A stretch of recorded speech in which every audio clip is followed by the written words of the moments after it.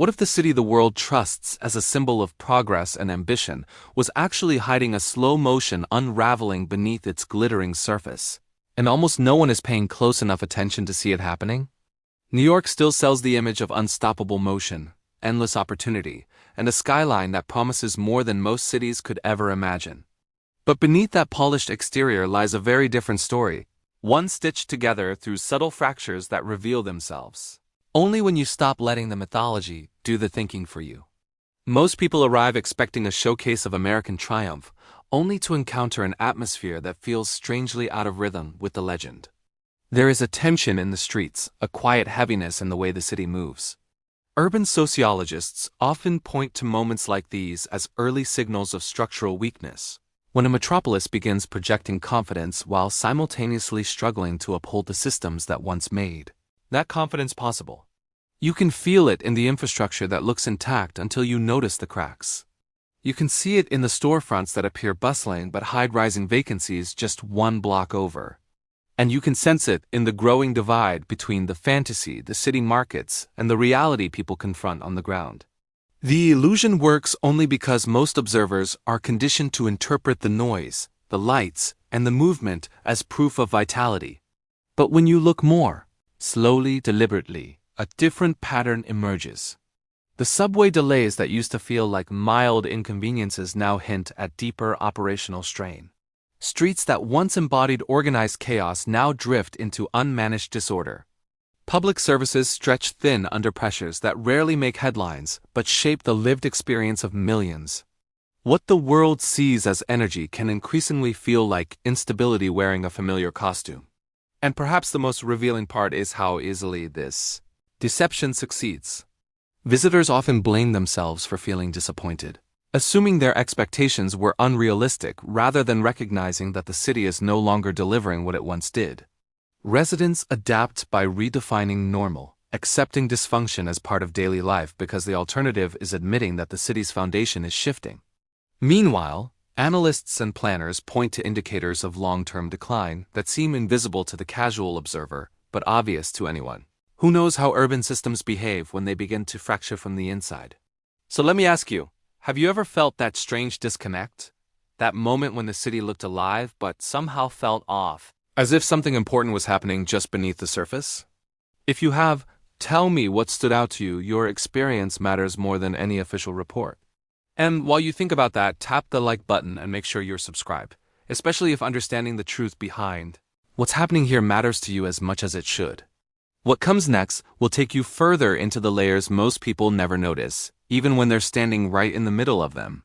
Once you begin noticing the first cracks in the city's carefully crafted image, it becomes impossible to unsee how much of daily life depends on a performance designed to maintain the illusion of functionality. New York is a master of staging. Noise becomes energy, congestion becomes character, and disorder becomes charm. But beneath that reinterpretation lies a system that has grown increasingly dependent on perception to mask its underlying fatigue. What appears spontaneous is often an attempt to distract from the slow erosion shaping the city from within. Walk down any major avenue and the performance becomes obvious. Traffic lights cycle through patterns that look coordinated, but the timing is mismatched, leaving cars idling in ways that reveal a network struggling to handle its own density. Storefronts appear lively at first glance, but many of them are rotating through short-lived tenants who cannot afford to stay open long enough to become part of the neighborhood. Even the crowds, once interpreted as symbols of vibrancy, now move with a kind of distracted urgency that reflects stress rather than excitement. When you look at the city as a functioning organism rather than a postcard, the facade starts to fade. This theatrical element extends to public management itself. The city relies heavily on the visibility of motion to compensate for the invisibility of decline. Sirens, flashing lights, constant construction noise, they all create a sense that something is being done, that problems are being handled in real time, but much of this activity is reactive, not strategic. Repairs address symptoms, not causes. Projects appear monumental but often lack long-term planning. What you are seeing is not progress. It is maintenance of an illusion that the system remains firmly under control. Urban sociologists describe this as functional masking, A phenomenon where cities facing long-term structural strain learn to disguise instability through the choreography of everyday life. New York has elevated this to an art form. The subway still runs, but the delays and disruptions hint at a network strained to its limits. Public spaces still host events, but the funding that once supported them has thinned. Iconic districts still glow at night, but they do so with a hollow brightness that masks how much of the city's cultural and economic foundation has shifted beneath the surface. Even sanitation patterns reveal the deception. Streets are cleaned on schedule, but the volume of waste overwhelms the system, leaving trash in corners like static reminders of what lies beneath the visual performance. Construction scaffolding covers entire blocks not because new development thrives, but because aging structures require constant reinforcement. These signals are subtle, but they form a mosaic of a metropolis more dependent on illusion than on stable, sustainable infrastructure. Visitors rarely notice because the city's spectacle is powerful enough to overwrite their doubts. Residents notice but learn to reinterpret dysfunction as part of the city's mythology. Analysts notice and warn that this kind of performative resilience is often a precursor to deeper systemic failure. When an urban environment begins relying on appearances to maintain confidence, the underlying system is already in a precarious state. And this is where the deception becomes even more intricate. The city no longer merely hides its weaknesses. It has normalized them to the point where the boundary between real function and perceived function has blurred. The longer this continues, the harder it becomes to distinguish the mask from the structure beneath it, setting the stage for even more unsettling realizations in the layers ahead. Tourism has long been one of the most powerful tools sustaining the illusion that everything in New York is still intact. Visitors arrive expecting the cinematic city they have absorbed through decades of movies, music, and media, and the city knows how to choreograph just enough movement and spectacle to keep that expectation alive.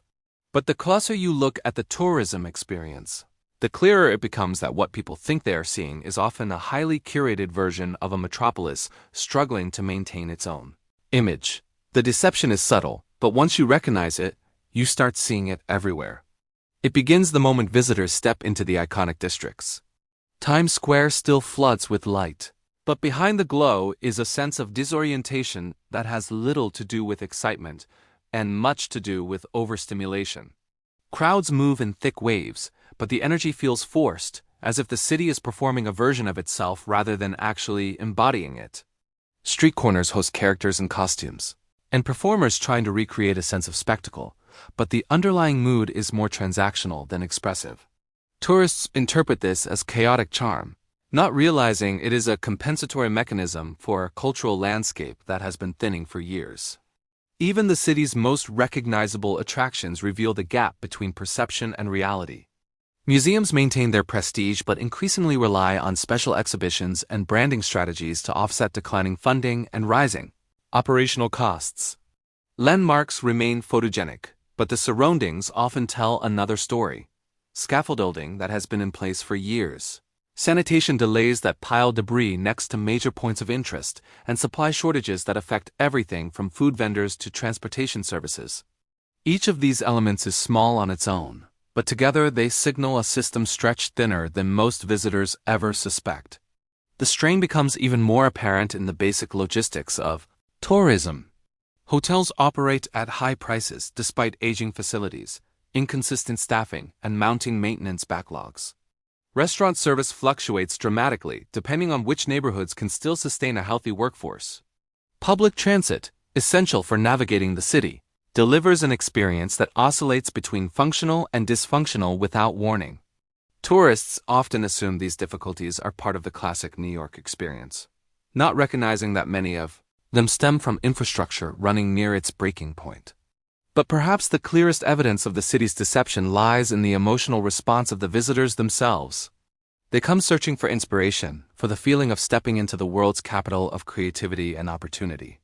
Yet increasingly, visitors describe something slightly off, not dramatic enough to label disappointing, but enough to create a lingering sense that the city feels different from its legend. They notice the tension in public spaces, the fatigue in service workers, the unevenness of neighborhoods only blocks apart. They leave with stories that do not match the fantasy, even if they struggle to articulate exactly why. What makes this shift so significant is how deeply it affects the city's long-term stability. Tourism has always served as both a financial lifeline and a narrative buffer, reinforcing the idea that the city is vibrant simply because millions still want to visit it. But when the experience grows inconsistent, when the illusion becomes harder to maintain, the entire system begins to lose one of its most powerful shields. And as the gap between perception and reality widens, the truth of the city's condition becomes harder to hide behind noise, lights, and movement, setting the stage for the deeper fractures waiting in the layers ahead. You can understand more about a city's true condition by watching how it moves, than by listening to anything it claims about itself. And nowhere is this more evident than inside the transportation system of New York, where the illusion of normalcy grows thinner each year. Mobility is the pulse of an urban organism. When that pulse becomes irregular, the entire body begins to show signs of stress. What the city presents as a functioning network is, in reality, a fragile system stitched together by temporary fixes, political hesitation, and infrastructure designed for a population that no longer resembles the one that now depends on it. Step into a subway station and the performance becomes impossible to ignore. The arrival boards promise predictability, but the trains often follow a rhythm that feels disconnected from the schedule. Delays ripple through entire lines for reasons that are either unexplained or attributed to vague signal issues, a phrase that has become shorthand for deeper structural failures officials hesitate to name. The platforms themselves tell a story of neglect, heat trapped in poorly ventilated spaces, puddles collecting under cracked ceilings, and crowds reshaping themselves around malfunctioning elevators that remain out of service long enough to feel permanent. Commuters do not complain. They simply adapt, which in urban sociology is often the clearest indication that dysfunction has become normalized. Above ground, the strain reveals itself in different ways but with the same underlying message.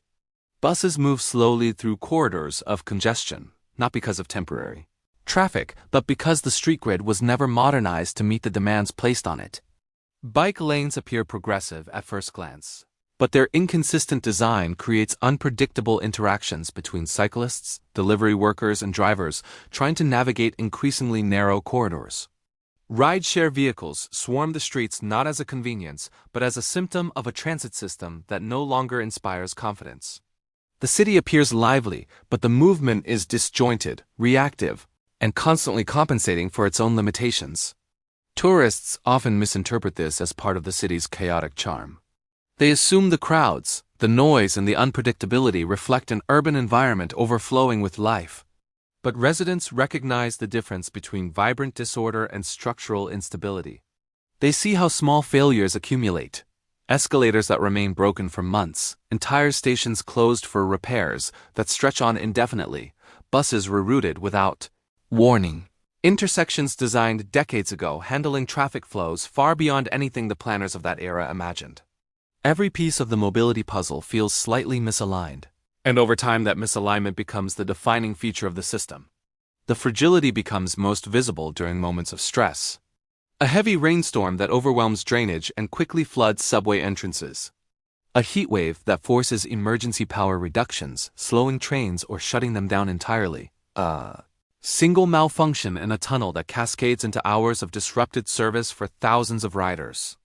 These incidents are described as anomalies, but they follow predictable patterns in cities experiencing late-cycle infrastructure decline.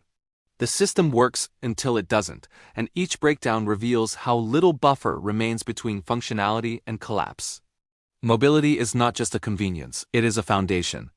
When people begin planning their lives around what the system might fail to deliver rather than what it promises to provide, the psychological landscape shifts, confidence erodes quietly, expectations shrink, and the illusion of a city that still moves with purpose becomes harder to sustain. If you've ever felt this shift while navigating the city, or noticed how the smallest delays hint at something deeper beneath the surface, share what you saw. Real experiences often reveal truths that data alone cannot capture. From a distance, the skyline still persuades people to believe in permanence. But if you walk at street level, the truth becomes harder to ignore. The economic ecosystem of New York has been shifting in ways that feel subtle at first, then unmistakably structural. What used to be a dynamic urban marketplace, shaped by small businesses, stable employers, and predictable consumer patterns, has slowly transitioned into something more fragile, volatile, and unevenly distributed. When an economy begins to hollow out from the inside, the signs rarely announce themselves loudly. They accumulate quietly until the pattern becomes impossible to unsee. Storefronts have always opened and closed in the city, but the rhythm has changed. Now, entire blocks fluctuate between activity and vacancy. Papered windows stretch for longer periods, the for lease signs lingering so long they begin to fade. What were once family-owned shops replaced by chains have now been replaced by nothing at all. Even the chains, with their massive corporate backbones, began recalibrating, reducing hours, shrinking staff, or leaving altogether. The official reports continue to cite rising commercial activity, but the lived experience contradicts the narrative. You feel the empty spaces more than you see them. They alter the way people move, gather, and spend. Streets that once signaled opportunity now feel like corridors of uncertainty. The hospitality sector, a pillar of the city's identity, tells a similar story. Hotels that used to thrive are now under persistent strain, not because the city lacks tourism, but because the economic model sustaining them has changed. The cost of operations outpaces the revenue generated by increasingly inconsistent visitor patterns. Restaurants experience the same mismatch. Some survive by reinventing themselves constantly, while others fade after a short, quiet struggle. A place can look busy at night and still be dying financially. It's a paradox that urban economists recognize all too well. And as businesses close, jobs vanish, destabilizing the workforce and reducing local spending in a widening feedback loop. Remote work reshaped the city's core more dramatically than any policy shift of the past 2 decades. The financial district and midtown corridors depend on foot traffic, corporate presence, and the constant churn of office workers. But when entire industries learned they could function without geographic centralization, a silent vacuum formed at the heart of the economy. Empty offices don't merely represent unused space. They represent lost transactions, the coffee not bought, the lunch not ordered, the spontaneous purchases that no economic model fully captures. Office towers still stand, but many of them operate at fractions of their intended capacity. And companies, seeing no urgency to return fully, invest their resources elsewhere. The ripple effect extends even further. Public services rely on predictable tax flows, and when commercial productivity thins out, the financial foundation weakens. Transit systems feel the strain. Social programs stretch their budgets. Infrastructure maintenance becomes reactive rather than proactive. The balance that once kept the machine running grows unstable. You don't notice the shift in a single moment. You notice it when a neighborhood feels different, when nightlife becomes inconsistent, when a once busy corner seems strangely quiet at noon on a weekday. Economists often describe these transitions in charts and percentages, but the lived version is more emotional. It's the unease residents feel when they sense momentum slipping. It's the subtle anxiety business owners carry when foot traffic declines, even if the news insists everything is recovering. It's the tension of an urban economy that still moves, but without the confidence that once defined it. If you've observed these economic imbalances in your own neighborhood, or noticed how certain streets feel different than they did a few years ago, share what you saw. Sometimes the quietest shifts reveal the most about a city's future. Public spaces were once the most reliable indicator of a city's health. Parks, plazas, subway stations, bridges, sidewalks, all of them function as the pulse of an urban organism. And in a place as symbolically loaded as New York, these shared environments were treated almost as civic temples. But as the city's structural and social pressure intensified, these spaces began absorbing the stress in ways that became visible long before policymakers acknowledged it. What used to feel like collective territory gradually turned into contested ground. The most revealing shift isn't dramatic. It's atmospheric. Public areas feel different. They carry a tension that is hard to articulate but impossible to ignore. People move through them faster, more guarded, more detached. The unwritten rules of proximity, the choreography that keeps strangers comfortably aligned, have loosened. The city always thrived on density, but density depends on trust, and trust erodes quietly, one uncomfortable interaction at a time. When people begin avoiding eye contact, adjusting their routes or leaving a few extra feet of space, The change may seem minor, yet it signals a deeper breakdown of social cohesion. Transit hubs illustrate this deterioration more clearly than any graph could. Stations that once embodied efficiency now reveal the cracks. Malfunctioning escalators left unrepaired for months, stairwells stained by neglect, platforms with lighting so dim they resemble forgotten industrial spaces. Riders adapt, because adaptation is the core survival skill of any urban resident. But adaptation doesn't mean acceptance, it means resignation. And resignation is dangerous because it masks decline until the decline becomes normalized. In public parks, the shift takes another form. Maintenance cycles stretch longer, leaving patches of overgrown grass, broken benches, and trash receptacles overflowing after weekends. Areas become gathering points for those who have fallen outside the city's shrinking safety nets. Not by choice, but because the system that once held them has thinned to the point of transparency. What follows is the familiar urban paradox. Residents demand cleaner, safer spaces, while the city struggles to maintain staffing, equipment, and budgets. The result is a slow-motion tug-of-war with no clear victor. Street-level disorder is often politicized, but its roots are structural. When housing pressures intensify, when addiction treatment centers are overwhelmed, when mental health systems rely more on paperwork than on actual care, the streets inherit the burden. A single person in crisis can change the entire atmosphere of a block. Not out of malice, but because the city has outsourced care to sidewalks, subway entrances, and bus stops. What you see on the surface is not chaos. It's the visible residue of institutional failure accumulating in public view. And then there is the psychological impact, something less measured but widely felt. When residents begin avoiding certain stations after dark or refusing to sit in particular subway cars, or altering their commute not because of convenience but because of unease, the city's public space network weakens. Vibrant spaces depend on voluntary participation. Once participation becomes cautious or conditional, the entire system loses its vitality. This erosion doesn't happen overnight. It happens through 1,000 small signals, a broken signal light ignored for weeks, a playground slide wrapped in caution tape for an entire season, a subway car that smells like it hasn't been cleaned in days, an overpass rusting quietly above a heavily trafficked avenue. Each detail is tiny and dismissible on its own. Together, they form the outline of a city drifting away from the standards that once defined it. Have you noticed any changes in the atmosphere of public spaces where you live?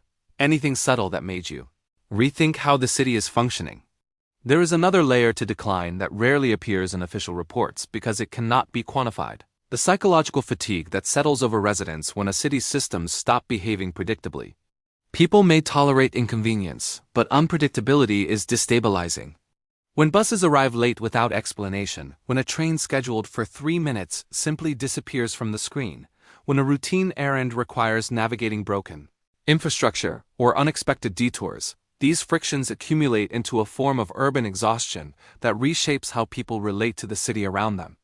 And in a place as symbolically loaded as New York, this shift feels even heavier because the mythology of reliability was always part of its identity. You can sense this exhaustion in the small rituals that disappear. Fewer people linger on stoops. Fewer stay to watch street performers whose energy once electrified the atmosphere. Even the iconic rush of the morning commute feels muted. People keep their headphones on, their eyes lowered, their pace clipped. It isn't just hurry. It is caution mixed with disillusionment, the quiet recognition that the city they move through no longer reciprocates their presence. When residents no longer feel that the city is working for them, they stop investing emotionally in its future, and that detachment becomes contagious. A similar detachment emerges among workers in essential public-facing roles. When the system around them deteriorates, morale follows. A transit employee dealing with malfunctioning equipment every day becomes less patient. A sanitation worker with outdated trucks and insufficient staffing becomes overwhelmed. A public hospital nurse navigating shortages and administrative delays becomes stretched thin. None of this is about individual effort or lack of commitment. It is what happens when strain becomes structural. And once morale declines at the institutional level, the cracks begin to appear everywhere, even in the smallest interactions between residents and the public services they depend on. This shifting mood is not limited to residents. Tourists feel it too, often within hours of arrival. They may not be able to articulate it, but they sense something off. The impatient energy in transit hubs. The frayed edges of service industries pushed to their limits. The contrast between the romanticized New York they expected and the strained version they encounter. When a city's identity becomes disconnected from its reality, disappointment takes root. And disappointment, especially in a city built on myth, has a profound ripple effect. Even long-term visitors who once came annually begin spacing out their trips. Not because the city has lost all appeal, but because the emotional cost of navigating it has increased. A single chaotic subway ride or an unexpectedly hostile interaction with a street vendor may seem trivial, but when these moments stack up, they influence perception. Perception then shapes behavior, and behavior shapes the trajectory of tourism, investment, and cultural engagement. A city's global influence is fragile. It depends as much on feeling as on function. What makes this psychological decline particularly dangerous is its invisibility. You cannot point to a specific broken escalator or darkened streetlight and say, "This is when it started." The shift happens internally, quietly rewriting expectations. Residents expect delays, they stop complaining. Once they expect disorder, they stop noticing. Once they expect disappointment, they stop hoping. At that point, the decline accelerates because the collective belief that improvement is possible begins to erode. This erosion of confidence may ultimately be more consequential than any physical collapse. When people lose faith in their city's capacity to recover, they begin planning for alternatives. Different neighborhoods, different states, different lives. This psychological migration happens long before the physical one. And once it begins, reversing it becomes extraordinarily difficult because what is breaking is not infrastructure, but trust. Have you felt this shift in confidence where you live, that subtle moment when the city stops feeling like it is on your side? Tell me in the comments how this feeling shows up for you and what small signs made you notice it. When the emotional bond between people and their city begins to weaken, you start to see a quieter kind of decay that does not show up in statistics, but is unmistakable when you walk through the streets. Public spaces that once felt expressive begin to look generic, as if the city is slowly shedding its personality. Murals fade without being restored. Community gardens lose volunteers. The small independent galleries, theaters, and niche cultural spaces that once gave New York its unpredictable pulse start closing one by one, often without ceremony, replaced by storefronts that feel interchangeable and temporary. Cultural decline rarely announces itself. It happens through absence, through the disappearance of the little things that once made the city feel alive. Some of this erosion is economic. Rising rents push out long-standing creative spaces that never operated with large profit margins to begin with. Artists who once accepted low-income living in exchange for cultural richness find that even the most modest neighborhoods no longer offer affordability. As they leave, the cultural density that defined entire districts begins to thin out. Areas once known for experimentation start feeling curated and controlled, as if spontaneity has been replaced by commercial predictability. What used to be discovery now feels like repetition. But there is also a deeper, more structural shift happening. Cities rely on social friction, the constant interplay of ideas, backgrounds, and artistic expressions that collide on a daily basis. When these collisions diminish, when diversity of thought and expression becomes limited by economic pressure or social tension, creativity retreats. And when creativity retreats, a city's global influence follows. New York built its cultural authority on unpredictability, on the idea that something new could emerge from any corner. That sense of emergence is harder to find now, not because talent has vanished, but because the environment no longer nurtures it. You can see it in entertainment venues that once took risks but now book only what is guaranteed to sell. You can feel it in the shrinking presence of street performers who once turned ordinary commutes into small moments of wonder. You can sense it in conversations at cafes that used to serve as informal think tanks for writers, filmmakers, activists, and innovators. The atmosphere feels more cautious, more transactional, as if the city has subconsciously shifted from creating culture to preserving whatever remnants are left. Even Broadway, one of the strongest cultural engines New York has ever had, faces a subtle fragility. Ticket prices have soared to levels that shut out younger audiences.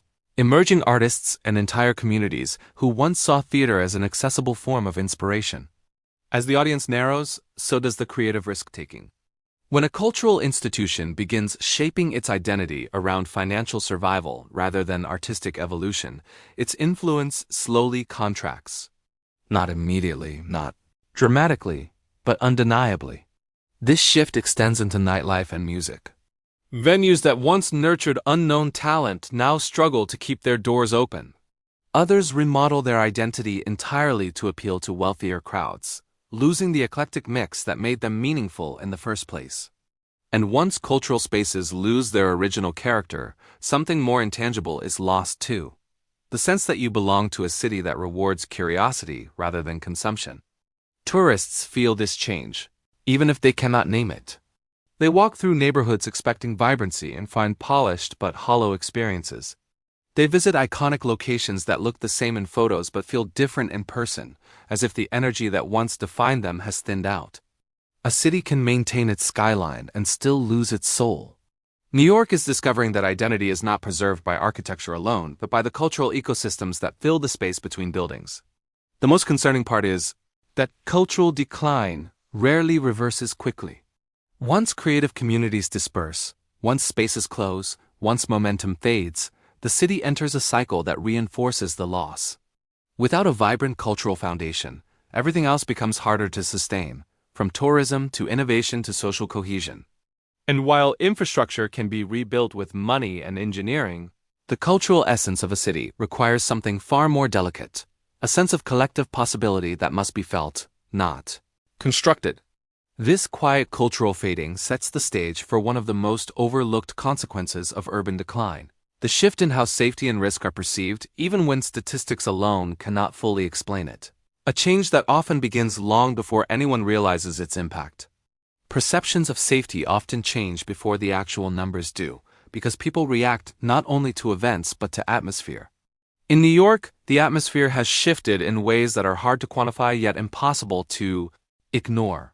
It shows up in the hesitation people feel when entering certain subway stations, the instinctive glance over the shoulder at night, the subtle tightening of posture when an unfamiliar figure approaches. These are small calibrations, but when millions of people make them simultaneously, it signals a deeper transformation taking place beneath the surface. A city's sense of safety is built on predictability, and predictability is exactly what New York has been losing. You can see the effects in everyday behavior. Riders wait for their train closer to groups rather than alone. Parents adjust routines so their children avoid certain routes. Street vendors close earlier. Even dog walkers choose paths that were once considered harmless but now feel less welcoming. These decisions are rarely discussed openly, yet they accumulate into an unspoken consensus that something has changed. This quiet recalibration is how urban decline often begins, not with dramatic headlines but with the erosion of comfort in spaces that once felt ordinary. Tourists sense this shift too, often within hours of arrival. They may not understand the specifics, but they notice the tension that lingers in busy areas, the defensive energy in transit hubs, the hurried pace that feels less like excitement and more like self-protection. The iconic landmarks still attract crowds, but the emotional tone surrounding them has altered.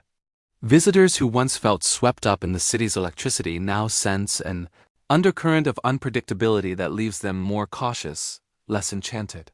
When a city's energy begins to feel guarded rather than vibrant, tourism inevitably changes, even if statistics lag behind the sentiment. Part of this shift comes from the growing disconnect between expectations and reality. New York has long marketed itself as a global center of culture, opportunity, and urban dynamism. But when visitors encounter malfunctioning infrastructure, visible homelessness, and overwhelmed public services, the contrast between the image and the experience becomes jarring. Disappointment turns quickly into discomfort, and discomfort shapes memory. Once memory changes, returning becomes less appealing. This is how cities lose not just tourists but advocates. The people who once returned year after year because they felt a connection strong enough to overlook imperfections. For residents, the emotional burden is even heavier. They navigate the city with a dual awareness, the place they love and the place they must now navigate more cautiously. They still defend New York in conversations with outsiders, still embrace its cultural weight, but internally they wrestle with a growing sense that the city is not evolving in their favor. Instead of feeling anchored, they feel exposed. Instead of feeling part of a collective story, they feel increasingly isolated within it. Safety is not just about crime. It is about whether a city still feels like it protects the people who move through it. What makes this shift particularly complex is that it is unevenly distributed. Some neighborhoods still project the confidence and rhythm that made New York iconic, while others struggle with visible deterioration. But even those vibrant pockets cannot fully insulate residents from the broader atmosphere. Cities operate like ecosystems, and when one part of the system becomes strained, the entire structure starts to feel unstable. A sense of fragility emerges, not dramatic enough to spark panic, but present enough to change daily decisions in subtle but meaningful ways. This evolving perception creates a feedback loop that accelerates decline. As people feel less secure, they alter routines. As routines shift, streets become emptier at certain hours. As streets empty, they feel even less safe. Once this cycle begins, reversing it requires more than policy. It requires restoring trust in the city's ability to function as a cohesive, protective environment. And that trust, once shaken, does not return quickly. It has to be rebuilt through consistent signals of reliability, signals that many residents feel have been missing for years. This growing sense of uncertainty shapes everything that follows, influencing economic decisions, migration patterns, and the future identity of a city that once seemed untouchable, creating a tension that now hangs over New York like a quiet but undeniable shadow. When a city begins living under a quiet shadow, the most revealing signs are not the dramatic events that make the news, but the subtle shifts in how people imagine the future. New York was once defined by forward momentum, the belief that tomorrow would be bigger, louder, and more full of possibility than today. That belief acted as a kind of invisible infrastructure, holding everything together even when the physical city strained under its own weight. But when that belief starts to weaken, when people no longer feel that the city is moving towards something greater, a different kind of collapse begins to take shape, one built not on broken concrete, but on breaking confidence. You can feel this in conversations among longtime residents who once spoke with pride about the city's resilience. Now their words carry a quiet hesitation, as if they are measuring what New York still is against what it used to promise. Young professionals who once saw the city as a rite of passage now consider alternatives because the cost of staying has begun to outweigh the benefits. Families debate whether raising children here still makes sense when the systems meant to support them feel increasingly fragile. The sense of inevitability that used to draw people in has softened into something uncertain. And uncertainty is powerful enough to reshape migration patterns long before official statistics catch up. Businesses sense this shift too.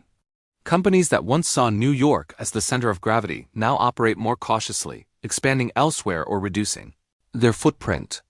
Not because opportunity has vanished entirely, but because the city no longer feels like the irreplaceable epicenter it once was. When a place begins to lose its gravitational pull, even subtly, the effects ripple outward. Decisions are delayed, investments are postponed. People and institutions move a little more carefully, a little more defensively. Those small adjustments, repeated across millions of actors, alter the trajectory of an entire metropolis. And yet the most important part of this transformation is what happens internally, within the minds of the people who live and work here. Cities rise on imagination long before they rise on steel. They are sustained by collective belief long after their infrastructure starts aging. But when imagination dims, when belief fractures, decline accelerates in ways that are hard to measure but deeply felt. A city can withstand decaying buildings and overwhelmed systems if its people still believe in its potential. What it cannot survive is the slow erosion of that belief. New York today stands in that delicate space between what it once represented and what it is becoming. It is not collapsing in flames, nor crumbling overnight. Instead, it is shifting in ways that are quiet but consequential, reshaping its identity through thousands of small disappointments, hesitations, and recalibrations. The illusion that the city is always improving has faded, replaced by a more complicated truth. A place can remain iconic while simultaneously fraying at the edges, and people can love a city deeply while also questioning their place within it. This quiet transformation does not announce itself with a single moment. It gathers slowly, settling into the rhythm of daily life until it becomes impossible to ignore.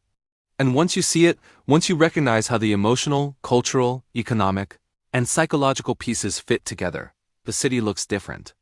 Not ruined, not doomed, but undeniably changed in ways that will shape its future far more than any headline or statistic. If you stayed with me until now, it means this conversation spoke to something you have felt too, whether in New York or in your own city. If that is the case, leave a comment saying something like "I stayed until the end," or "This message was for me, so I know you are here with me." And if the way we connected today made sense to you, take a moment to subscribe so you do not miss the next deep dive we bring to the channel. A like also helps more people find this kind of content naturally. And since you are already here, there is another video right beside this one that continues this discussion from a different angle. Click there and come conmigo for the next chapter of this exploration.